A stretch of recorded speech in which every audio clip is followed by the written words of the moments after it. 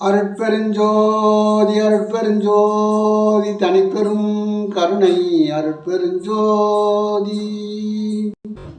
திருவிளங்க சிவயோக சித்தி எல்லாம் விளங்க, உரு விளங்க உணர்ச்சியது விளங்க, உலகமெல்லாம் விளங்க மறு விளங்கும் குழல்வள்ளி மகிழ்ந்தொருபால் விளங்க. அருட்பெருஞ்சோதி அருட்பெருஞ்சோதி. ஒரு மடந்தை வலிய வந்து என்னை அணைத்து கலந்து அகன்ற பின்னர் உளம் வருந்தி என் செய்வோம் என்று அயர்ந்த போது, பெருமடம் சேர்ப்பில்லாய் ஏன் கேட்டது ஒன்றுமில்லை, நான் பெரும் செயல் என்று என்னை தேற்றி பிடித்த பெருந்தகையே. திருமடந்தையர் ஒருவர் என் எதிரே நடிக்க செய்தருளி சிறுமையெல்லாம் தீர்த்த தனி சிவமே. கருமடந்தையர் எல்லாம் போற்ற மணிமன்றில் காட்டும் நடத்தரசே, மணிமன்றில் காட்டும் நடத்தரசே, என் பாடு அணிந்தருளே அப்படின்றார். என்ன சொல்றாரு? ஒரு மடந்தை அப்படின்னா வள்ளல் பெருமான் மனம் புரிந்த மங்கை, அவங்க பேருக்கு மடந்தை அப்படின்னு பேரு, மங்கை. அவர் திருமண வாழ்க்கை பற்றி கூறப்பட்டுள்ளது. அது பற்றி குறை கூறவில்லை. நிலவின் ஒரு பக்கத்தை காண்போம். நிலவில் ஒரு பக்கத்தை பார்க்குறோம், அதன் அழகை மட்டுமே வர்ணிப்பர். அதன் மறுபக்கத்தை கண்டவரே இது பற்றி வர்ணிக்க இயலும். அதாவது நிலவனுடைய இரு பக்கத்தையும் கண்டவர் வள்ளல் பெருமான். அதாவது வாழ்க்கையினுடைய இன்பத்தையும் துன்பத்தையும் இரு பக்கமாக சொல்கிறார். இப்போ நிலம் வந்து நம்ம ஒரு பக்கம் தான் பார்க்குறோம், அதனுடைய மறுபக்கத்தை பார்க்கல. அப்போ மறுபக்கத்தை பார்த்தவங்க தானே அதனுடைய இன்ப துன்பம் அதனுடைய ரகசியத்தை சொல்ல முடியும். அருட்பாவை நாம் தெளிவாக காண்போம் என்றால், மடந்தை என்பது கீழ்காணும் பாடலிலே காணப்படுகிறது அப்படின்னு சொல்றார். ஒரு மடந்தை வலிய வந்துன்னா இதில் ரெண்டு அர்த்தம் இருக்குது. மடந்தைன்றது மூதேவிக்கும் மடந்தை தான். திருமணமானவங்களுக்கெல்லாம் மடந்தைன்னு பேர். இப்போ மூதேவிக்கும் ஒரு மடந்தை, பூமாதேவியும் மடந்தை தான். தண்ணீர் மடந்தை கங்காதேவி, இப்படி இந்த பெண்ணாக இருக்கிறது அனைத்துமே மடந்தைன்னு பேர். அதை நான் தவம் செய்யும் போது என் தவத்தை கலைப்பதற்காக அந்த மடந்தையானவள் என்னை அணைந்தாள், வலிய வந்து அணைந்தாள். நான் எவ்வளோ முயற்சி செய்தும் என்னை அணைந்து என்னுடைய தவத்தை கலைத்தாள். நான் அவளோடு ஒன்று சேர்ந்து இருந்து விட்டேன், தவநிலையை அடைய முடியவில்லை அப்படின்னு சொல்றார். அப்படி நடந்த போதும் இறைவன் வருவான், அவன் அருளால் நான் நினைத்ததை எல்லாம் பெற்று விடுவேன் என்ற நம்பிக்கை எனக்கு இருக்கிறது. தவம் செய்ய உட்கார்ந்தேன், ஆனால் இறைவன் வரவில்லை. இந்த மூதேவிதான் வந்தாள். நானா அவளை அழைத்தேன்? நான் அவளை அழைக்கல அப்படின்றார். நான் தவத்துக்கு உட்கார்ந்தேன், மூதேவி தான் வந்தா, தூங்கினேன் அப்படின்னு சொல்றார். நானா அவளை அழைத்தேன், அவளே வலிய வந்து என்னை அணைத்து கொண்டாள். நான் உறங்கிவிட்டேன், விழித்த பின் அயர்ந்து போனேன் அப்படின்னாரு. திருச்சி பாப்பா, நான் தாவத்தில் தானே இருந்தோம், இதனால நம்ம தாவத்தில் தூங்கி வந்து வரமே அப்படின்னு சொல்றாரு. இதை சித்தர்கள் என்ன சொல்றாங்க? நீ தவத்தில் நீ உட்காரு, ஆனால் நீ தூங்கினாலும் தவம் வந்து செயல்பட்டுக்கிட்டு தான் இருக்கும். தூங்கினாலும் உன்னை இறைவன் ஆட்கொண்டான்னு பேர். இறைவனுடைய அருள் உனக்கு பற்றி கொண்டது. தூக்கம் வந்ததுன்னு நீ கஷ்டப்படாத. அதான் வள்ளலார் சொல்லுவார், தூக்கம் தொலைந்ததென்று சின்னம் பிடி அப்படின்னுவார். தூக்கம் தொலைந்ததென்று சின்னம் பிடி அப்படின்னுவார். அப்போ தூக்கம் தொலைணுன்னா இப்போ இரவில் வந்து எந்த நேரம் நமக்கு விழிப்பு நிலை வருதோ அந்த நேரத்தில் பிரபஞ்சம் நம்மளை அழைக்கின்றது. தூக்கம் இல்லையேன்னு சொல்லிட்டு கஷ்டப்படக்கூடாது. உடனே தவத்தை ஆரம்பிச்சிடணும். அப்புறம் உடம்பு சொல்லும், தவம் போதும் வேணாம் நிறுத்திடு அப்படின்னு சொல்லும். அப்படி சொல்லும்போது நிறுத்திடணும். வலியே நாம் அதை உடம்பை கஷ்டப்படுத்தக்கூடாது. வலியே யோகா பண்ணக்கூடாது. காற்று வாசி பண்ணுறோன்னா உடம்பு சொல்லும் போதும் அப்படின்னும். போதும்னா நிறுத்திடணும். அடுத்து தவத்துக்கு போயிடணும். தவம் போதும்னா வெளியே வந்துடணும். உடல் சோர்வாக இருக்குதா, வாசி பண்ணணும். கொஞ்ச நேரம் வாசி பண்ணோம்னா அது சரியாயிடும். உடல் சோர்வு, மனசோர்வு உண்டாகி போச்சு அப்படின்னா கொஞ்ச நேரம் நிச்சயில் உட்காந்தா சரியாக போயிடும். இப்போ நமக்கு ஆண்டவனுடைய அருள் கிடைக்க வேண்டும் என்றால் மாறி மாறி மாறி செய்து கொண்டே வர வேண்டும். இதுதான் என் தவ பயனே அப்படின்றார். அவர் என்ன சொல்றார்? தவம் பண்ணுங்கன்னு சொன்னார். தவசாலையே ஆரம்பித்தார், தர்மசாலையே ஆரம்பித்தார், யோகசாலையே ஆரம்பித்தார், என்ன பாடசாலையே ஆரம்பித்தார், ஆசிரியர் கல்வி பயிற்சி கூட ஆரம்பிச்சிருக்கார். ஆசிரியர்லாம் கூப்பிட்டு உங்களுக்கு பயிற்சி கொடுக்குறேன்னு சொல்லியிருக்காரு. ஆனால் யாருமே அதை கண்டு கொள்ளவில்லை. கூட இருந்தவங்க யாருமே அதை கற்றுக்கொள்ளவில்லை. அப்படி கற்றுக்கொண்டு இருந்தால் இன்றைக்கி தவம் மேலோங்கி இருக்கும். சன்மார்க்கத்தில் பார்த்தா தவத்தை பற்றி யாருமே சொல்ல மாட்டாங்க. நானே 99 ஆழியார் போயிட்டு அருள் தந்தை வேதயாத்திரி மகரிஷியினுடைய சீடர்கிட்ட தான் தவம் நான் தீட்சை வாங்கினேன்.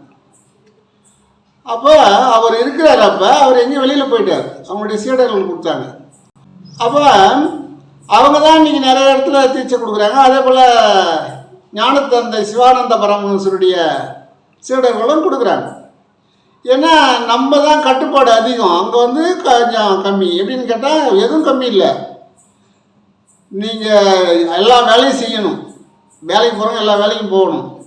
விவசாயம் செய்கிறிய எது செய்கிறிய எல்லாம் செஞ்சுக்கணும். இப்போ என்னை போல தான் தாடிலாம் வச்சுருப்பாங்க, ஆனால் வீட்டில் இருக்க மாட்டாங்க.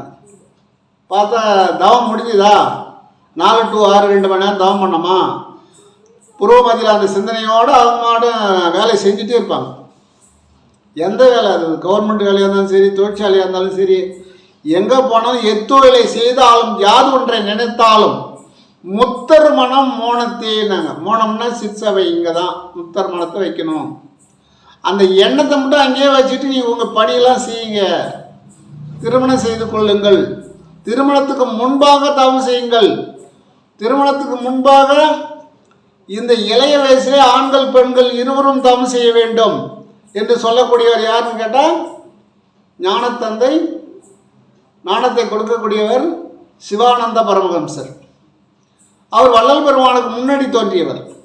1821 அவர் ஏழைகளுக்கு ஆகாரம் கொடுத்தவர். அப்போ அவர் சொல்கிறது என்னன்னு கேட்டால், ஒரே நெறி, நீங்கள் நேராக நிமிர்ந்து உட்காந்தா உள் சுவாசமும் வெளி சுவாசமும் உன்னுடைய உள்நாக்கு மேலே ஏறி அது புருவ மத்தியை தட்டும். அங்கே அந்த திரைகள் விலகும், அனைத்து திரைகளும் விலகிடும். அதுதான் தட்டுங்கள் திறக்கப்படும் சொன்னாங்க. நீங்கள் கேட்க வேண்டியில்லை, நீங்கள் தட்டிகிட்டே இருக்கணும். 1 வருஷம் ஆகும், 2 வருஷம் ஆகும், 3 வருஷம் ஆகும். நீங்கள் எந்த அளவுக்கு தட்டுறீங்களோ அந்த அளவுக்கு இறக்கப்பட்டு இறைவன் இறங்கி அந்த கதவை திறப்பான். அவன் திறந்தால் திருக்கதவும் திறவாயோ திரைகளெல்லாம் நீக்கி திருக்கதவும் திறவாயோ. அப்போதான் திருக்கதவு திறக்கும். இந்த கதவு திருக்கதவு அப்படின்றார். திருக்கதவு இது. ஆகினால இந்த கதவு திறக்கிறதுக்கு பல வழி உண்டு. அதெல்லாம் இது சிவானந்த பரமஹம்சர் சொல்கிறது எப்படின்னு கேட்டால், நீங்கள் வாசியை மட்டும் வாசிங்கள், வாசியை நேசிக்கிட்டே இருங்க. எப்படி நீங்கள் அதிகமாக கஷ்டப்படுறீங்களோ உழைக்கிறீங்களோ அந்த உழைப்புக்கு அந்த பலன் கிடைக்கும். ஜீவர இடத்துல இறக்கமாக இருங்க. இந்த வழக்காடுறது வம்பாடுறது இதெல்லாம் இருக்கக்கூடாது. அடுத்த பொருள் மேலே ஆசைப்படக்கூடாது. வள்ளல் பெருமாள் சொன்ன கருத்து தான் அங்கே இருக்குது, வேற ஒன்றும் கிடையாது. இவர் சொன்னது தான் அவர் சொல்கிறார், அவர் சொன்னது தான் இவர் சொல்கிறார். ஏன்னா சித்தர்கள்லாம் ஒரே நிலை தான் சொல்லுவாங்க. அவர் சொல்வது என்னன்னு கேட்டால், ஷார்ட்டாக ஒரேடி உன்னுடைய வாசியை ஏற்றி இறக்கும்போது, திருமூலர் சொன்ன மாதிரி ஏற்றி இறக்கும்போது உன்னுடைய வாசியானது தட்ட தட்ட தட்ட தட்ட அங்கே சூடேறி உன் உடம்புல சுத்த உஷ்ணம் உண்டாகி உன் மனசில் இருக்கிற அழுக அந்த உள்ளே இருக்கிற குப்பையெல்லாம் வந்துடும். இந்த வாசி உள்ளே போகும்போது நல்ல காற்றை எடுத்துகிட்டு போகும், வரும்போது கெட்ட காற்றை வந்து வெளித்தள்ளும். ஆழ்மனத்தில் நீ என்னென்ன உனக்கு பதிவுகள் இருக்குது அந்த பதிவெல்லாம் கொண்டாந்து தள்ளிக்கிட்டே இருக்கும். ஆழ்மன பதிவுகள் வெளியேற வேண்டும் நீ நினைக்கணும், அவ்வளோதான். ஆழ்மனத்தில் இருக்கிற பதிவுலாம் வந்துடும். இல்லைனா அது தவம் செய்யும்போது தடை செய்யும் அப்படின்றது. அது மட்டும் ஏதாவது ஓடிட்டு இருக்கும். நீ நினைப்ப அப்படியே இருக்கணும், நம்ம புறமத்தில் நினைக்கணும், வாசியை பார்க்கணும், வாசி போகுதா வருதான்னு பார்க்கணும், வாசி ஏற்றணும் அப்படின்னு நாம் இருந்தோம்னா அது இடையில வந்து அது ஏதோ ஒரு நாடகம் நடத்தின்னு இருக்கும். உள்ளே அது ஒரு தனியாக ஒரு நாடகம் ஒன்று நடந்துகிட்டே இருக்கும். அதை வந்து நீங்கள் கவலைப்படாதீங்கன்னு சொல்கிறாங்க. எல்லா சித்தர்களும் அதான் சொல்கிறாங்க, வள்ளல் பெருமான் அதான் சொல்கிறார். நான் தவத்தை பற்றி எவ்வளவோ சொன்னேன், வாசியை சொன்னேன். வாசி வாசி வாசி வாசி என்று வெண்ணிலாவே, அந்த வாசி என்ன பேச கண்டா வெண்ணிலாவே அப்படின்ற இந்த வாசி உங்ககிட்ட பேசும்பா, நீ வாசிக்கினே இருப்பான்னாரு. வள்ளல் பெருமான் என்ன சொல்கிறாரு, வாசியை நீங்கள் வாசிக்கிட்டே இருங்க, அதுகிட்ட பேசிக்கிட்டே இருங்க. பழக பழக தானே உனக்கு வந்து அருளாற்றல் கிடைக்கும். ஒரு சித்திரத்தை வரையும் போது சரியாக வரைய முடியாது. அதே ஒரு வருஷம் 2 வருஷம் அவங்க வரையக்கூடவங்க கூட இருந்தோம்னா நாமளும் வரையலாம். அப்போ என்ன சொல்கிறாங்க, சித்திரமும் கைப்பழக்கம் செந்தமிழும் நாப்பழக்கம். படிப்பு தான் அது வல்லின மெல்லியத்தோடு வரும். படிக்காதே சில பேர் ஊமை மாதிரி படிச்சுட்டு இருந்தால் அவங்களால பேச முடியாது. எல்லா பேரும் தெரியும் பேச மாட்டாங்க. இப்போ பேசி தான் இப்போ நான் 170 வீடியோ போட்டிருக்கேன். இப்போ என் பேச்சு சரியாக கேட்கல. ஏன்னு கேட்கல, அந்த அளவுக்கு இன்னும் வந்து பேச்சில் வந்து திறமை இல்லை. ஒரு வார்த்தையே எப்படி நயனமாக பேசுறது, எப்படி பேசுறதுன்றது நமக்கு அந்த பழக்கம் இல்லை. இதையும் எந்த குருமாரும் சொல்லி தர மாட்டாங்க. இது தானாக இறைவனே சொல்லி கொடுத்தா தான் அந்த நயனம் வரும். அதோடு போல் நாம் வாசியை பார்த்து கொண்டே இருந்தோம்னா அந்த இறைவனுடைய அருளால் நாம் பேசுவதை கவர்வார்கள். இப்போ நாம் பேசுறது யாரும் கேட்கல. ஒரு வீடியோ போட்டு 38 பேர் தான் பார்த்தாங்க. அப்போ கேட்கலன்னும் போது நம்மகிட்ட வந்து இன்னும் அருள் ஆற்றல் மின்காந்த அலைகள் நம்மிடம் வந்து சேரவில்லைன்னு தான் அர்த்தம். அதை பற்றி கவலைப்படக்கூடாது. அதான் சொல்கிறான், நம்பிக்கை உனக்கு இருந்தால் மனிதா நீதான் கடவுளடா.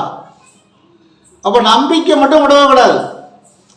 அது 3 வருஷமாக வீடியோ போடுறோம், எதுவுமே ஓடலையே. ஓடனா ஒரு சந்தோஷம். இப்போ ஒரு வீடியோ நல்லா போகுதுன்னா எங்களுக்கு பேசணுங்களுக்கு ஒரு உற்சாகம் கொடுக்கும். இன்னும் நல்ல கருத்துக்களை கொண்டாந்து கொடுக்கணும், இன்னும் நிறைய கருத்தை தேடணும். இப்போ சிதம்பரம் போயிட்டு புக் ஸ்டாலில் போயிட்டு தேடுறோம், என்ன ஆழியார் போயிட்டு தேடுறோம், வடலூர் போயிட்டு எல்லா புக்கையும் தேடுறோம். ஏன்னு கேட்டால் மக்களுக்கு எல்லாரும் இதை படிச்சுட்டு இருக்க முடியாது. அவங்கவுங்க வேலையில் இருப்பாங்க, நாம் வீட்டில் இருக்கிறோம். சரி, இதெல்லாம் படித்து தெரியாத ஒரு விஷயத்தை மக்களுக்கு கொடுக்கணும்னு தான் அதை பேசின்னு இருக்கிறோம், வேறு ஒன்றும் கிடையாது. அப்போ ஒரு உற்சாகம் வரணும். ஒரு 1000 பேர் 500 பேர் 2000 பேர் பார்த்தாங்கன்னு சொன்னால் ஒரு உற்சாகம் வரும். பார்க்கலன்னு சொன்னால் கஷ்டமாக இருக்கும். என்ன இப்போ நம்ம பேசுறது சரியில்லையோ, நம்ம சொல்கிற கருத்து சரியில்லையோ, மக்கள் ஏற்றுக்கொள்ளவில்லை அப்படின்னு தான் நினைக்க வேண்டியதாக இருக்குது. ஏன்னா வள்ளல் பெருமான் சொன்னதே அவங்க அணுகு தொண்டர் கேட்கல.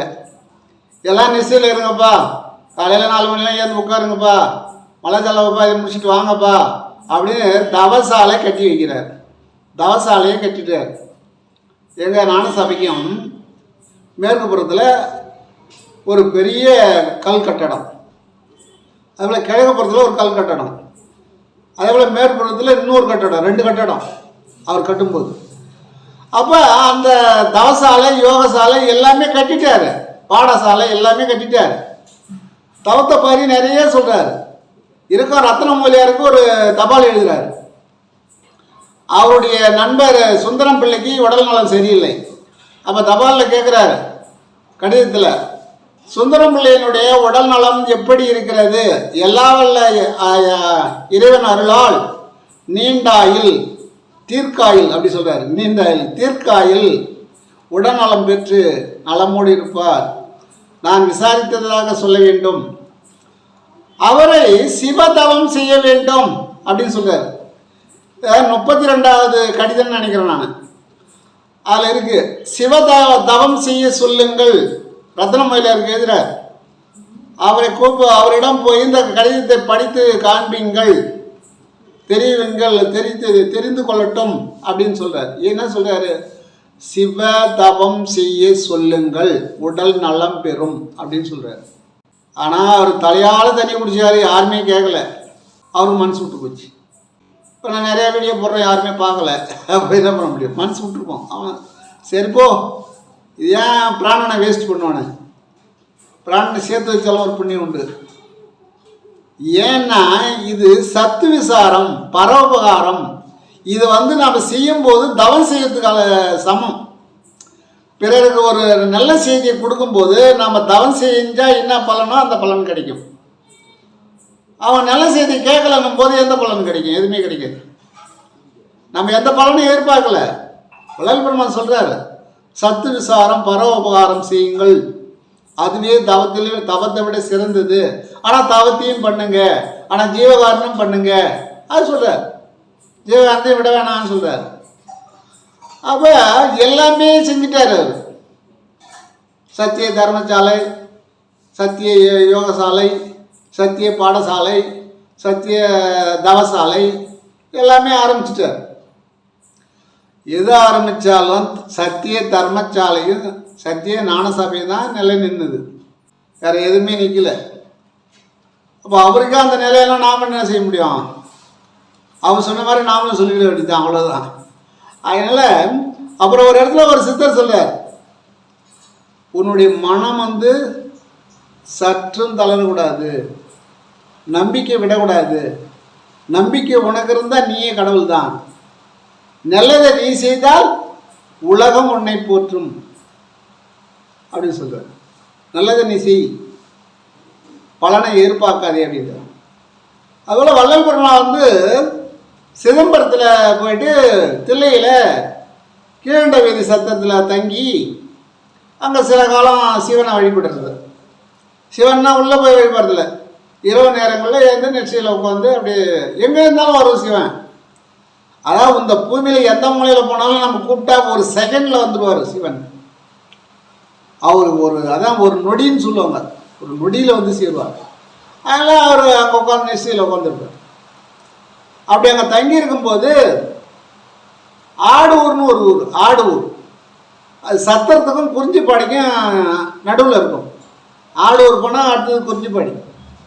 அவர் சிவாச்சாரியார், அவர் பேர் சபாபதி சிவாச்சாரியார் ஐயர். அவர் அங்கே அவங்க ஐயர்களை பார்க்கறதுக்கு அவங்க உறவினர் இருப்பாங்க சிதம்பரத்தில். அங்கே அவர் வந்தார். சத்தத்தில் இவங்க எல்லாம் சர்ச்சங்கம் பேசுகிறாரு, அதை எல்லாரும் கேட்குறாங்க. அதை அவரும் கேட்டுட்டு இருந்தார். இப்படி ஒரு நாள் 2 நாள் கேட்டார். அப்படியே அவரும் சீடர் ஆகிட்டார். சபாபதி சிவாச்சாரியார்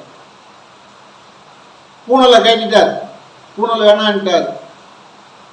நெத்தியில் இப்போ திருநாமம் பட்டை எழுக்கிறத விட்டுட்டார், வேணான்ட்டார். எந்த ஆச்சாரம் காலையில் குளிக்க வேண்டியது, தவம் பண்ண வேண்டியது, அவ்வளோதான். அவரும் தவத்தை கற்றுக்கல. இவர் சொல்படி இருக்கிறார், எல்லாத்தையும் சரியாக செய்கிறார்.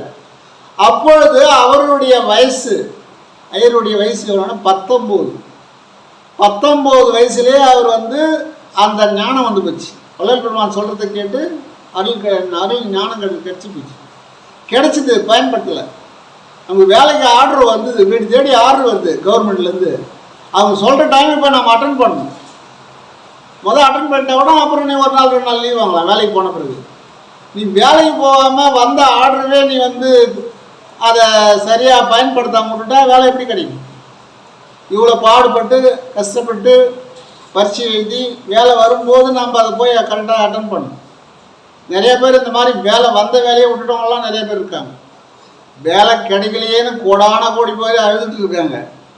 வந்த வேலையை விட்டுட்டவங்க ஒரு ஆயிரக்கணக்கில் தான் சொல்லலாம், அது கோடி இருக்காது. ஆனால் அந்த ஒரு 30 வருஷத்துக்கு முன்னாடி கோடானி பேர் விட்டுட்டாங்க. இந்த வேலையை என்ன 30 ரூபா சம்பளம், நான் ஒரு 10 நாளைக்கு வேலை செய்ய 30 ரூபா கிடைக்கும் அப்படின்னா விட்டவங்களாம் இருக்காங்க. பிறகு வருந்தினவங்களாம் இருக்காங்க, ஐயோ அன்றைக்கி போய் சேரா விட்டுட்டுனே அப்படின்னு. அதான் 6 காசு சம்பளமாக இருந்தாலும் அரசாங்க சம்பளமாக இருக்கணும்னு சொன்னாங்க. அது இப்போ கிடையாது.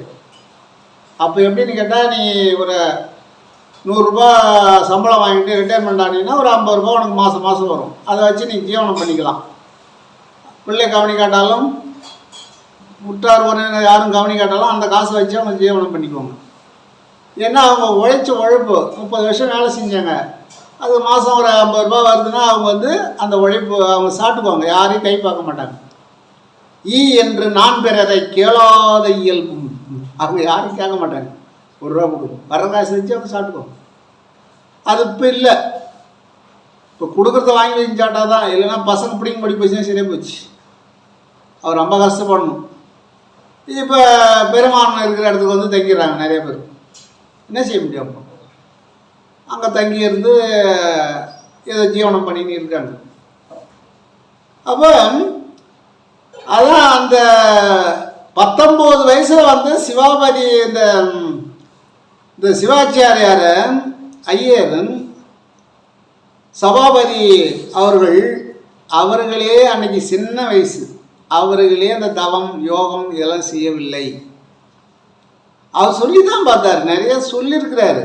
ஏன்னா இப்பொழுது அவருடைய பழைய எழுதின புக்கெல்லாம் நாம் தேடி பார்க்கும்போது அதில் இருக்குது. முயற்சி செஞ்சார், சொன்னார், கேட்கல. வாத்தியார் பாடம் தான் நடத்த முடியும், அதை பசங்க வந்து உன்னிப்பாக கேட்கணும். யார் வாத்தியார் முகத்தை பார்க்குறானோ அவன் பாஸ் ஆகிடுவான். வாத்தியார் பாடம் நடத்தப்பட்டு உயரை பார்த்துட்டு இருப்பான், அவன் பாஸ் ஆக மாட்டான். வாத்தியார் பாடம் நடத்தும்போது அப்படி சைடில் பார்ப்பான், அவன் பாஸ் ஆக மாட்டான். வாத்தியார் முகத்தை பார்த்தபடியே யார் பாடம் கேட்கிறாரோ அவர் கண்டிப்பாக பாஸ் ஆகிடுவார். நாங்கள் படிக்கும்போது எங்களை என்ன பண்ணுவாங்க, வாத்தியார் வந்து அந்த டேபிளில் சுற்றி நிற்க வச்சுருவாங்க.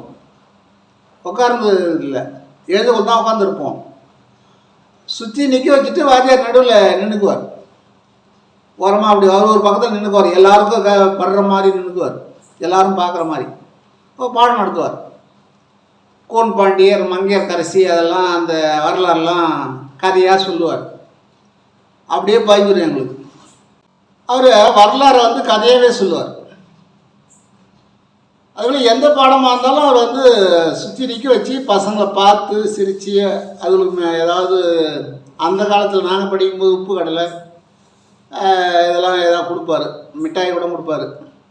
கொடுத்து எங்களை ஒரு உற்சாகப்படுத்தி சொல்லி தருவார். அதுபோல் நாங்கள் படித்த காலம். ஆனால் நான் 2வது தான் படித்தேன். ஏதோ அந்த 2வதாவது படித்தனால தான் இந்த அருப்பா கொஞ்சம் படிக்க முடியுது. இப்போ அருப்பாவில் வந்து வல்லினம் மெல்லினம் இடையினம் எதுவுமே தெரியல. அருப்பாவில் அதனுடைய பாஷையை வேறு. இப்போ மடந்தைன்னா பெண்ணுன்றது உற்று நோக்கி கவனித்தா தான் தெரியுது. அப்போ மடந்தை என்பது 2 விதமாக இருக்குது. அவர் திருமணம் நடந்த பாடலில் பார்த்தாலும் என் மடந்தை என்னை நான் தொட்டேன் கலப்பிலேன் அப்படின்னு சொல்கிறார். தொட்டு தாலி கட்டினேன், அவங்களோட வாழலை அப்படின்னு சொல்கிறார். அதே கீழே என்ன சொல்கிறார், நான் தவம் செய்தேன், அந்த மடந்தையானவள் என்னை அடைந்தாள், நான் மயக்கமுற்றேன், அவளோடு ஒன்று இணைந்தேன் அப்படின்னு சொல்கிறார். அதன் பிறகு இறைவனே என்னை ஏற்றுக்கொண்டான் அப்படின்னு சொல்கிறார். அதனால் எதுக்காக சொல்கிறார்னா, நீங்கள் தவம் செய்யுங்க, ஏதாவது உணர்வு ஏதாவது வந்துக்கிட்டே இருக்கும். ஏன்னா 8000 சிந்தனை நமக்கு, அது ஏற்கனவே அந்த ஆழ் மனசில் போய் பதிவானதெல்லாம் வந்துக்கிட்டே இருக்கும். அது நீங்கள் அது மட்டும் போயிட்டே இருக்கட்டும், விட்டுணும். அதை அவன் திறந்து விட்டுட்டோம், போகுது, அது போயிட்டே இருக்கும். குப்பை எல்லாம் வர வரைக்கும் போட்டணும், விட்டுணும். நாம் விடாமுயற்சி செஞ்சுட்டே வந்தோம்னா ஒரு நாள் ஸ்டப்புன்னு நின்றோம், எந்த உணர்வும் இருக்காது, அப்படியே நிற்கும். அப்போ துரியம் வந்து துரியத்தில் போய் நின்ட்டோம். அங்கே பீனியில் சுரப்பின்னு ஒன்று சுரக்கும். அந்த சுரப்பி சுரக்க ஆரம்பிச்சின்னா உச்சிக்கு கீழே அந்த துவாரத்தின் வழியாக நமக்கு அமுதம் இறங்கும். இது எப்படின்னு கேட்டால் தட்ட ஏன்னு கேட்டால் ஒரு இரும்பு வச்சு அதை கத்தி செய்வாங்க, கோடாரி செய்வாங்க. அப்போ என்ன, அந்த இரும்பு சாதாரண ஒரு பெரிய இரும்பாக இருக்கும், அதை வச்சு அடின்னு அடிப்பாங்க. அதை காய வச்சு அடுப்பில் நெருப்பில் வச்சு அதை பழுக்கிற மாதிரி காய வச்சு அடின்னு அடிப்பாங்க. அப்படி அடித்த பிறகு தான் அது கத்தி ஆகுது, மண்வெட்டி ஆகுது, கோடாரியாக செய்கிறார்கள், கடற்பாறை செய்கிறார்கள். இதெல்லாம் அடிக்கிற இடத்துல பார்த்தீங்கன்னா சிரமமாக இருக்கும், அவர் வேர்த்து கொட்டும் அடிக்கிறவர்கள். அப்போ அவ்வளோ சிரமம். வள்ளல் பெருமான் சொல்கிறாரு, நான் மேட்டுக்குப்பம் திருமாளிகளே இரவு 12 மணி அளவிலே நிஷ்டையில் இருந்தேன். அப்போது 2 குதிரை வண்டியிலே கணவன் மனைவி இருவர் வந்தார்கள். அவர்களை கண்டவுடன் எனக்கு சந்தேகமானது. இரவு 12 மணி அளவிலே கணவன் மனைவி இரட்டை குதிரை வண்டியிலே வருவது ஏன் அப்படின்னு அச்சமுற்றேன். அந்த குடிசையினுடைய கதவின் தாழ்பாலை பிடித்தவாறு எட்டி பார்த்தேன். அப்படி எட்டி பார்க்கின்ற பொழுது வா மகனே, வா மகனே, வா மகனே என்று கை அசைத்தார்கள். மகனே என்று என்னை அழைத்தார்கள். நான் சந்தேகத்தோடு அவர்கள் அருகிலே சென்றேன். இந்த அருளை கொடுக்கின்றேன், பெற்றுக்கொள். ஏன் அழுத கண்ணும் சிந்தனையாக இருக்கின்றாய்? ஏன் எப்பொழுதும் அழுதுகிட்டே இருக்கிற? நான் ஏன் அழுவுற? உனக்கு எல்லாம் கொடுத்துட்டேன், எல்லா அருளையும் உனக்கு கொடுத்துட்டேன் அப்படின்னு சொன்னாராம். அப்பவும் அவர் அழுதாராம். ஏன்பா அழுவுற? என்னுடைய இளைய பிள்ளை நீ அப்படின்னாராம். ஆண்டவன் என்ன சொன்னார்? இளைய பிள்ளை.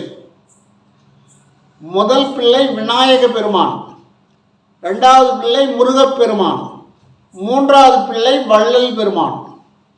எனது இளைய பிள்ளை, செல்ல பிள்ளை, நீ ஏன் அழுகிறாய்?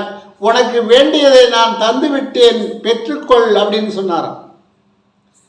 அப்போ வள்ளல் பெருமான் கேட்டாரா, ஐயா அரசே, என் பதியே, என் மணியே, என் கண்ணே, என் விளக்கே, என் உயிரே, என் உருவே, எனக்கு மட்டும் கொடுத்தால் பத்தாது, இந்த உலகத்தில் உள்ள அனைத்து மக்களுக்கும் தர வேண்டும், அதனால்தான் அழுவுறேன்னாராம். இறைவன் ரொம்ப மேய்ச்செலுத்து போச்சான். இந்த மாதிரி யாருமே வர கேட்டது இல்லையா? தேவர், மூவர், சித்தர், முத்தர் யாருமே இந்த மாதிரி கேட்கல. அவங்களுக்கு வேண்டியதை கேட்பாங்க, கொடுத்துருவோம். சித்தாட பிறந்தவங்க போய் சித்தாடிக்குன்னு சொல்லிவிடுவோம். இல்லைனா இந்த தேகம் எனக்கு வேண்டாம், நான் பரத்தில் போய் இனிமேல் அங்கேருந்து நான் உருவத்தில் அருவமாக இருக்க போகிறேன், எனக்கு வேணாம் அந்த பிறவின்னு சொல்லுவாங்க. இல்லை அவங்க அந்த அருவத்தோடு வந்து ஏதாவது ஒரு உடம்புல சேர்ந்து ஏதோ சித்தி விளையாடுவாங்க. இப்போ திடீர்னு ஒருத்தர் நல்லபடியாக அவர் மட்டும் வேலை செஞ்சுட்டே இருப்பார், கொஞ்சம் நேர்மையானவனாக இருப்பார், சுத்தமானவனாக இருப்பார், உடல் தேக சுத்தம் உள்ளவனாக இருப்பார். அங்கே இந்த இந்த சித்தருடைய உயிரானது அங்கே போய் பற்றி கொள்ளும். அதன் பிறகு பார்த்தா அவர் சொல்கிறதுல நடக்கும். பாண்டிச்சேரியில் ஒருத்தர் சாதாரணமாக இருந்தார், வேலை செஞ்சு சாதாரண கூலி வேலை செஞ்சிருந்தார். அவர் ஒரு சித்தர் பற்றி கொண்டார். இப்போ அவர் பார்க்கவும் முடியாது, அந்த மாதிரி ஆகிட்டார். ஏன்? சுத்த தேகம், சுத்தமான பாண்டத்தை தான் இறைவன் தேடுவான். அவர் உலக மக்களுக்கே வேண்டும் என்று கேட்டவர் வள்ளல் பெருமான். அதனால தான் இறைவன் சொன்னால் என்னுடைய செல்ல பிள்ளை, சின்ன பிள்ளை அப்படின்னு சொன்னான். மேட்டுக்குப்பம் சித்தி வளாகத்திலே தண்ட யோகம்னு செய்கிறார். தண்ட யோகம்னா ரொம்ப கடுமையானது. அப்படின்னா 4 இரும்பு சட்டி, இரும்பு பாத்திரத்தில் சீமக்கரியை நெருப்பு உண்டாக்கி ஒவ்வொரு சட்டிலையும் நிறையா சீமக்கரியை போட்டு அதை 4 பக்கமும் நெருப்பு உண்டாக்கிட்டு நடுவில் உட்காந்து தவம் செய்கிறார். ஏன்னா அந்த உஷ்ணம் பத்தலை, இன்னும் உஷ்ணம் வேண்டும். தண்ணியை வந்து அப்படியே கொதிச்சுக்கிட்டே இருக்குமா, அந்த தண்ணி கிட்டியில் கொண்டாந்து கொடுப்பாங்களாம். இரும்பு கிட்டின்னு பேர். ஏன்னா அந்த பாத்திரத்தை எடுக்க முடியாது, அடுப்பில் இருக்கிறது சுடும். அப்போ அணுகத்தோட அந்த கிட்டியில் கொண்டாந்து கொடுப்பாங்களாம். கிட்டின்னா அப்படியே அழித்து பிடிச்சிக்கும் அந்த அந்த பாத்திரம். அப்போ இருக்கிற பாத்திரம் தான் அந்த நுனியில் வந்து கொஞ்சம் கம்மியாக இருக்கும், கீழே வந்து பெருசாக இருக்கும், 1 லிட்டர் பிடிக்கும். அதை வந்து அந்த கிட்டியை போட்டு எடுத்து வந்து கொடுப்பாங்களாம். அதை அப்படியே வாங்கி சாப்பிடுவோம். அப்போ அந்த அளவுக்கு உஷ்ணம் தேக்கமாகிட்டார். இப்போ உங்களுக்கு தவம் செய்கிறீங்க, வந்து சூடு அதிகமாகிடுச்சு, உஷ்ணம் அதிகமாக இருக்குது, தூக்கம் இல்லை, சிறுநீர் உபாதைகள் எரிச்சல் கொடுக்குது அப்படின்னா நீங்கள் என்ன பண்ணணும்? குளிர்ச்சியான பொருள், வெந்தயத்தை லேசாக வறுத்து அதை 1 ஸ்பூன் சாப்பிட்லாம். அடுத்து வந்து எலுமிச்சை ஜூஸ் சாப்பிட்லாம். இப்படி குளிர்ச்சியான பொருள் சாப்பிடலாம். சூடாக இருக்கிற உடம்பு, அது பித்த உடம்புன்னு பேர். பித்த உடம்புக்கெல்லாம் இந்த சூடு அந்த சூடும் தாங்காது. அவங்க கொஞ்ச நேரம் தாமம் செஞ்சாலே நல்லாயிருக்கும் பித்த உடம்பு. அப்படியும் சூடு ஆறவில்லை அப்படி என்றால் இடது பக்கம் படுக்க வேண்டும். இடது பக்கம் அப்படி கை வச்சுன்னு தான் படுக்கணும். ஏன்னா வள்ளல் பெருமான் வலது பக்கம் வைங்கன்னார். என்ன வலது மூக்கு மேல் பக்கம் தான் சூரியகலை ஆடும், இடது பக்கம் படுத்தா வலது காற்று இயங்கும் சூரியகலை. இப்போ வலது பக்கம் படுத்தா இடது கலை சந்திரகலை. சந்திரகலையில் தான் நம்ம தவம் செய்யும் போது சித்தி பெற முடியும் சொல்லியிருக்கிறாரு. அவர் சுத்தமாக சொல்லியிருக்கிறாரு, அது சிலருக்கு புரியல. இடது காலை தூக்கி வலது கால் மேல் வைத்து தவம் செய்யும் போது நமக்கு நிச்சயம் நல்லா இருக்கும், நல்லாவே இருக்கும், மெய் மறந்து இருக்கலாம். உடலில் உஷ்ணம் அதிகமாகும் போது வலது கை பக்கமாக நாம் படுக்க வேண்டும். அந்த உஷ்ணம் சரியாகிற வரைக்கும் வலது கை பக்கம் தான் படுக்கணும். உடம்பு குளிர்ச்சி ஆயிடுச்சு, இடது கை பக்கமாக படுக்கணும், உடம்பு சூடாயிடும். அப்போ இந்த பக்கம் சந்திரகலை சூரியகலை. அப்போ சந்திரகலையில் நம்ம படுத்திருந்தா குளிர்ச்சி, சூரியகலையில் படுத்தா உஷ்ணம். நாம் அப்போ உடல் எதை ஏற்றுக்கொள்ளுகிறதோ அதுக்கு தகுந்தாற் போல் தவம் செய்கிறவங்க இதெல்லாம் நினைக்கணும். இப்போ சிலத்தும் உடம்பு சளி அதிகமாக இருக்குது, தவம் செய்கிறாங்க, மூச்சு எரிக்குது, ஒன்றும் உட்கார முடியல. அப்போ என்ன செய்யணும்னு கேட்டால் அவங்க இடது பக்கம்தான் படுக்கணும். ஏன்னு கேட்டால் இடது பக்கம் சூரியகலை, உடம்பு எவ்வளோ வேணாலும் உஷ்ணம் ஆகலாம் அவங்களுக்கு. வாசி யோகம் கொஞ்சம் நேரம் அதிகமாகவே செய்யலாம். வாசி செய்ய செய்ய செய்ய, ஏன்னா கூலிங் உடம்பு இது, சிலோத்தம் உடம்பு. வாசியை அடிக்க அடிக்க அடிக்க அடிக்க என்ன பண்ணோம், வெண்ணெயை ஒரு பாத்திரத்தில் வச்சு நெருப்பு அடுப்பில் வச்சோம்னு சொன்னால் அது உருகி தண்ணி ஆகி போகுது இல்லை. அதுபோல் நம்முடைய சளி இந்த வாசி பண்ண பண்ண பண்ண பார்த்தீங்கன்னா வாசி போய் அடிக்க அடிக்க என்ன ஆகுன்னு கேட்டால் நம்ம அந்த ரெண்டு மூக்கு துவாரத்து வழியாக இந்த இளநீர் இருக்குல்ல, வழுக்க பிடிக்காத இளநீர்னு சொல்லுவாங்க, வெறும் தண்ணி மட்டும்தான் இருக்கும். அது உள்ளபடி கை வச்சு பார்த்தோம்னா லைட்டாக ஒரு வழுக்க இருக்கும், வழு கொஞ்சம் தான் இருக்கும். அந்த மாதிரியான ஒரு நீர் நம்ம உள்ளே வரும். எது வாசி போகம் செய்யும்போது அந்த சளி கரைஞ்சி கரைஞ்சி கரைஞ்சி அப்படியே நைஸாக வரும். அதை அப்படியே இருந்து நம்ம வாசி முடிஞ்ச உடனே இருந்து துப்பிடணும். ஆனால் நீர் சுரக்குது அப்படின்னா அதை சாப்பிடணும், அது அமுதம். சளி வரும்போது துப்பிடணும். இப்போ வாத உடம்பு, பித்த உடம்பு, சிலோத்து உடம்பு பார்த்து தவம் செய்யணும், அதுல கண்ட்ரோலாக கொண்டாடணும். அவங்கெல்லாம் தினக்கூலியாளர்கள் அப்படின்ற. வாதம் வந்துச்சு, டாக்டர்கிட்ட போகிறோம், வைத்தியர்கிட்ட போகிறோம், நம்மட அவங்க காசு கொடுக்கணும். நாளைக்கு வா, நாளைக்கு வா, ஒரு வாரம் கழிச்சு வாங்க, போயிட்டு தான் ஆகணும். பித்தம் அதிகமாக போச்சு, டாக்டர் பார்க்குறோம். சளி அதிகமாக போச்சு, சிலோத்தமாக டாக்டர்கிட்ட போகணும். அப்போ செலவாகிட்டே இருக்குல்ல. அதான் தின கூலியாளர்கள் அவங்க 3 பேரும். அவங்கள சரிசமப்படுத்தி கொண்டால் தான் தவம் செய்ய முடியும். அது 3 தத்துவங்கள் அப்படின்னு சொல்கிறார். தத்துவம் அனைத்தும் தனித்தனி கடந்தோம். 36 தத்துவம் இருக்குது, 96 தத்துவம் இருக்குது. இந்த உடம்புக்கு 3 தத்துவம் இருக்குது, இப்படி பல தத்துவம் இருக்குது. அதுதான் ஒரே வழியில் சொல்லிட்டார். தத்துவம் அனைத்தும் தனித்தனி கடந்தோம், தத்துவா தீத மேல்நிலையில் அப்படின்ட்டார். சித்திகள் முழுதும் பெற்றோம் அப்படின்னு சொல்லிட்டார். அப்போ வளர்வரெல்லாம் நம்மளுக்காக அருளை வாங்கிட்டார். ஆண்டவன்ட்ட அழுத கண்ணு சிந்தனையாக இருந்து, ஏன்னா அணுக தொண்டருடைய தொடையில் ஒரு நேரம் தலையை வச்சு படுப்பார். ஏன்னா அவன் தலைக்கணி போட்டு படுக்கிறது இல்லை, எப்போ சாதா படுக்கும்போது அப்படி தலையை வச்சு படுப்பார். அப்படி படுத்துருக்கும்போது அந்த துணி அந்த வேஷ்டிலாம் நனைஞ்சு போகும். ஏங்கன்னு கேட்பாங்களாம். கண்ணீர் கண்ணீர் கண்களில் நீர் பெருகி கால் வழிந்தோடி அந்த அளவு உருக்கமாக நினைச்சிட்டே இருந்தார். அப்போ இப்படி இருக்கும்போது மேட்டுக்குப்பத்தில் இறைவன் சாரட் வண்டியில் கொடுத்தான். சாரட் வண்டின்னா அந்த சுதந்திர தினால பார்த்தா டெல்லியில் கவர்னர் வருவாங்க சில நேரம். சாரட் வண்டியில் கவர்னர் மாளிகையிலேருந்து இந்த சுதந்திர திருவிழாவுக்கு வருவாங்க டெல்லியில். அது சாரட் வண்டின்னும் போது அது ஒரு மரியாதைக்குரிய வண்டி. அது கிராமத்தில் பொண்ணு மாப்பிள்ளை அழைச்சிட்டு போவாங்க. அப்போ யார் அழைப்பாங்கன்னா செல்வந்தர்கள் மட்டும்தான் செய்ய முடியும். அன்றைய காலகட்டத்திலே ஒரு 100 ரூபா கொடுத்தா தான் அந்த வண்டி வரும். அப்போ 100 ரூபா 1 லட்ச ரூபாய்க்கு சமம். அப்போ செல்வந்தர்கள் மட்டும் தங்களுடைய பிள்ளைகளுக்கு திருமணம் செய்யும்பொழுது சாரட் வண்டியிலே பெண் மாப்பிள்ளையை அமர வைப்பார்கள். அது ஒரு பெருமையாக இருக்கும். குதிரை வண்டியில் வந்துடுறாப்பா பொண்ணு மாப்பிள்ள அப்படின்வாங்க. அவங்களப்பா அந்த பொண்ணு குதிரை வண்டியில் வந்துடுறா சாதாரணமாக இல்லை அப்படின்வாங்க. குதிரை வண்டியில் வந்தால் அவ்வளோ பெருமை. அந்த சாரட்டு வண்டியில் வந்து இறைவன் வள்ளல் பெருமானுக்கு காட்சி கொடுத்தார். அவர் வள்ளல் பெருமான் சொல்றார், இது நான் லேசாக பெறவில்லை. சன்மார்க்க அன்பர்களே, என் அகையனத்தாரே, இதை நான் லேசாக பெறவில்லை. காளை மாடு போல் உழைத்தேன். என்ன சொல்றாரு? காளை மாடு வந்து அதிகமான வேலை செய்யும். ஏன்னு கேட்டால் அதுக்கு முன்னாடி வள்ளல் பெருமாள் காலத்தில் காளை மாடு தான் ஏர் ஓட்டும். காலையில் நான் 5 மணிக்கு கூட்டுவாங்க, 11 மணிக்கு கூட்டுவாங்க. அவ்வளோ நேரம் சுற்றின்னு கிடக்கணும். அது நான் வலிக்குன்னு யார்கிட்டையும் சொல்ல முடியுமா? ஒன்று மணி அவங்க நிறுத்தும் போது தான் நிற்க முடியும். அது முடியலன்னு பார்த்தாலும் விட மாட்டாங்க, அதை அடித்து போட்டுவாங்க. அது 11 மணியும் சுற்றும். அது பிறகு ஒரு 2 மணி நேரம் ரெஸ்ட்டு கொடுப்பாங்க. உடனே வண்டியை போட்டு மூட்டையெல்லாம் ஏற்றிட்டு போவாங்க. மூட்டை ஏற்றின்னு போகும். சில பேர் திரும்பவும் உழவு ஓட்டுவாங்க. அப்படி அந்த காளை மாடு உழைப்பது போல் இரவு பகலாக உழைத்தேன்.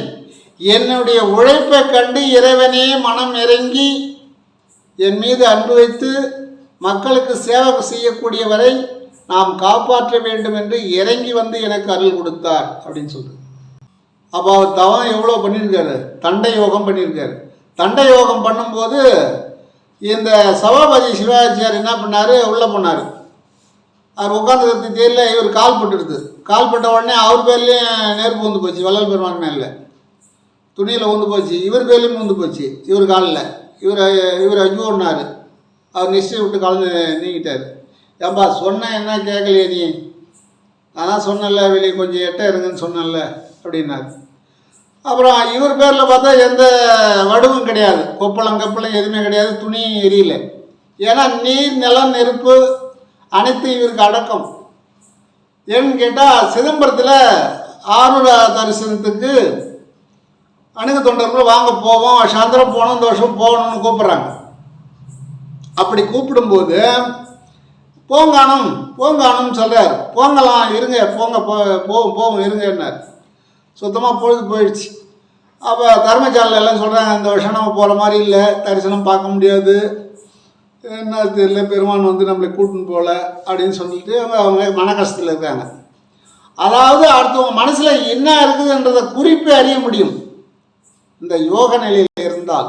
யோகம் நமக்கு வெற்றியானால். அவர் என்ன பண்ணார்? எல்லாம் அப்படி நினைக்கிறீங்களா? சரி அப்படின்னு நினச்சார். அந்த வேலை ஒரு சண்முகம் பிள்ளை கூட்டார். சண்முகம் பிள்ளை, இந்த வெள்ளை துணி ஒரு திரை ஒன்று கட்டுன்னார். ஏங்கன்னார். ஏங்கன்னு கேட்கக்கூடாது, கட்டுன்னார். எல்லாம் வாங்கப்பா உட்காருங்க அப்படின்னார். எல்லாம் உட்காந்து என்னமோ தெரியல, உட்கார வச்சு என்ன திரை கட்டிருக்காரு அப்படின்னு. பாருங்க அப்படின்னார். அங்கே தேர் எடுக்கிறது எல்லாம் மேலே தாளம் எல்லா மக்களும் இங்கே தெரியுது. இப்போ டிவியில் காமிக்கிறாங்கல்ல, எந்த ஊரில் விழா நடந்தாலும் நம்ம உட்காந்த இடத்துல பார்க்குறோம், டிவியில் காமிக்கிறாங்க. அதுபோல் அன்னைக்கே டிவியை கண்டுபிடிச்சவர் வள்ளல் பெருமான். எந்த ஆண்டனாவும் கிடையாது, டிவி போட்டியும் கிடையாது, ஒயர்லெஸ் சேட்டலைட்டும் கிடையாது, கரண்ட்டும் கிடையாது, எதுவுமே கிடையாது. வெறும் துணியை கட்டினாரு, அங்கே நடக்கிறது இங்கே நடக்குது. எல்லோரும் பார்க்குறாங்க, சந்தோஷப்படுறாங்க. பரவாயில்ல, நம்ம போகட்டாலும் நமக்கு தரிசனம் கிடச்சிது அப்படின்னு. அவன் தீப்பெட்டி பிடிச்சின்னு வந்தவன் என்ன பண்ணிட்டான்? அப்படி தீப்பெட்டி எப்படி ஆட்டினா பாரு, எப்படியோ ஒரு பொறி தேர் மேலே பட்டுடுச்சு. தேர் மேலே பட்ட உடனே தேர்னுடைய திரை துணி இது யாருமே கவனிக்கலை. இவங்க தான் அவங்க டிவி பார்க்குற மாதிரி பார்த்துன்னு இருக்கிறாங்களே தர்மசாலையில் துணியை கட்டிட்டு. இவங்க பார்த்தாங்க, வள்ளல் பெருமான் பார்த்தாரு. ஆஹா, நெருப்பு பிடிச்சிருச்சா? இங்கேயே உட்காந்தார். ஏம்பா ஒரு துணி எடுங்க அப்படின்னார். துணியை எடுத்து கொடுத்தாங்க. அப்படி விசர்றார். சரி, நெருப்பே நீ நான் ஒன்று தான், அமைதின்னார். அப்படியே அணிஞ்சு போச்சாங்க. கொஞ்சம் எரிஞ்சது, அப்படியே அணிஞ்சு போச்சான். ஏன்னு கேட்டால் அவர் என்ன சொல்கிறாரு?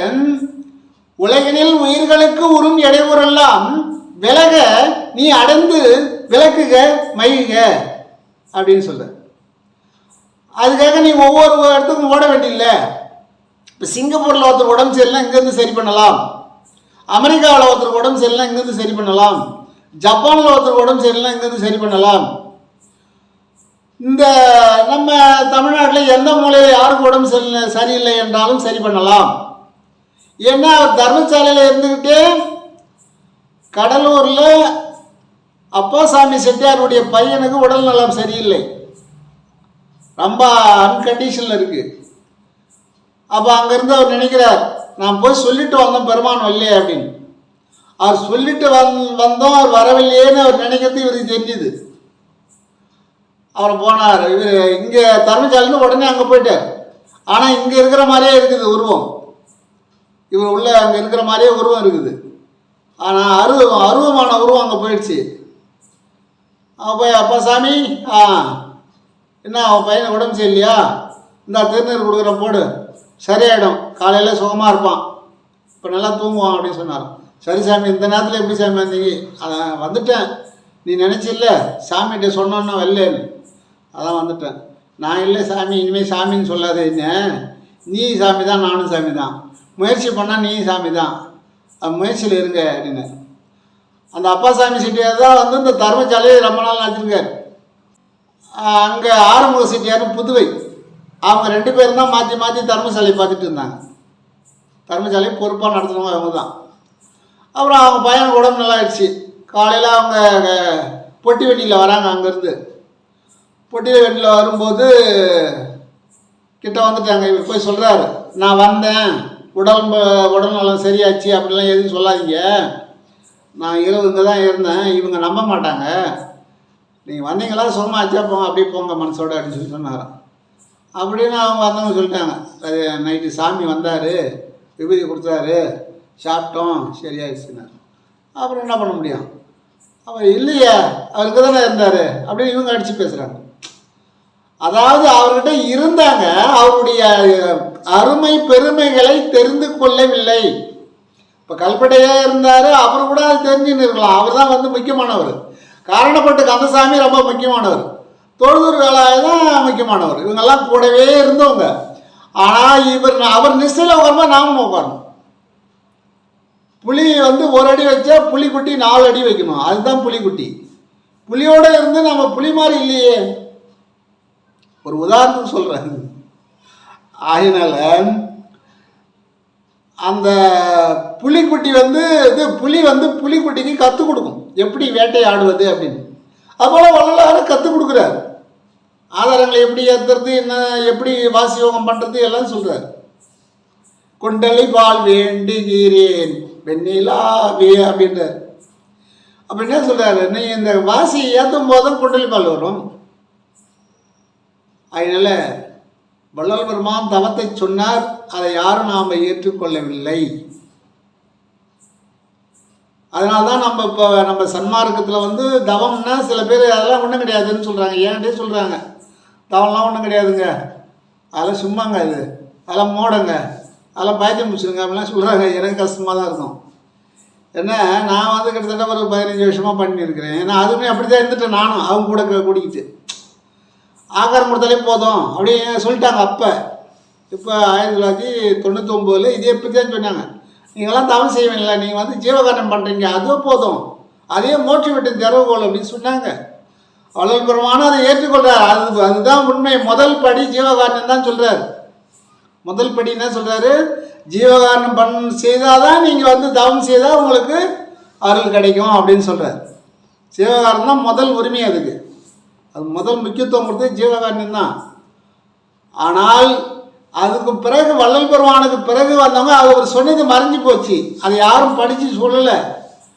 ஜீவகாரணம் மோட்ச வெட்டி தெருவுகளும் எழுதி வச்சுட்டாங்க, பார்த்தாங்க. இப்போ எங்கே பார்த்தாலும் தெருக்கு நடக்குது. இப்போ வள்ளல் பெருமான் நாங்கள் 99 ஆரம்பித்த காலத்தில் அவ்வளோ கிடையாது. இப்போ ஒரே ஊரில் 10 இடத்துல 8 இடத்துல நடக்குது. அப்புறம் அந்த ஊரில் திருவிழா நடந்தால் நல்லா ஆகாரம் கொடுக்குறாங்க. ஜீவகாரணம் இப்போ அதிகமாக நடக்குது தமிழ்நாட்டில். அதனால் நாம் என்ன செய்யணும்னு கேட்டால், குரு என்ன சொன்னார், நம் பிதா என்ன சொன்னார். பிதானாலும் அப்பா தான், தந்தை என்றாலும் அப்பா தான், மணி என்றாலும் அப்பா தான், ஒளி என்றாலும் அப்பா தான், இப்படி வர்ணிக்கிறார் வள்ளல் பெருமான். அதனால் அவர் சொன்னதை ஏற்று இரண்டுமே செய்ய வேண்டும். ஒரு வண்டியில் 2 மாடு போட்டுனா தான் வண்டி போகும். அப்போ ஒரு மாடு போட்டுனா போகுமா? ஒரு மாடு இழுத்துட்டு போகுமா? போகும். ஒத்த வண்டி அது போகும். பெட்டி வண்டி இருந்து அது போகும். அதில் மூட்டை ஏற்ற முடியாது. 2 பேர் உட்காந்துட்டு போகலாம். ஆனால் 10 மூட்டை ஏற்றி போகணுன்னா 2 மாடு வேணும். ஒரு ஏர் உழவணுன்னா 2 மாடு வேணும். ஒரு ஏர் கவலை அடிக்கணும்னா 2 மாடு வேணும். ஒரு கவலை அடிக்கணும்னா 2 மாடு வேணும். அப்படி 2 மாடு போட்டுனாதான். அது போல் 2 மாடுன்றது தவம், ஜீவகாரணம். மாடுன்னு நினைக்காதீங்க, ஒரு உதாரணத்துக்கு சொல்கிறேன் நான். அதனால் என்னுடைய சிற்றறிவுக்கு எட்டியவாறு தங்களுக்கு தெரிவிக்கின்றேன். அருட்பெருஞ்சோதி அருட்பெருஞ்சோதி தனிப்பெரும் கருணை அருட்பெருஞ்சோதி.